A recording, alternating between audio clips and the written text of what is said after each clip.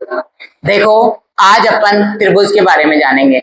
अब त्रिभुज किसे कहते हैं? तीन भुजाओं से घिरी हुई बंद आकृति को क्या कहते हैं? त्रिभुज। अब अपन को ये भी पता है कि त्रिभुज में तीनों अंतःकोणों का योग कितना होता है? 180 डिग्री। अब बात करें अपन त्रिभुज, त्रिभुजों के प्रकारों की बात करें तो त्रिभुजों के प्रकार दो दो टाइप से होते हैं, एक भुजाओं के आधार पर और एक कोणों के आधार पर।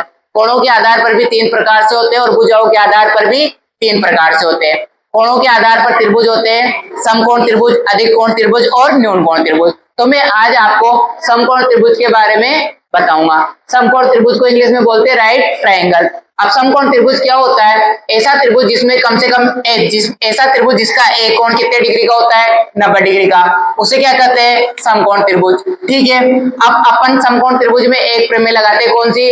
पाइथागोरस प्रमेय। कौन सी? पाइथागोरस प्रमेय। अब पाइथागोरस प्रमेय क्या होता है? कर्ण का वर्ग बराबर आधार का वर्ग प्लस लंब का वर्ग। ठीक है, अब कर्ण का वर्ग बराबर आधार का वर्ग प्लस लंब का वर्ग। अब अपन को यह पता होना चाहिए कर्ण क्या होती है।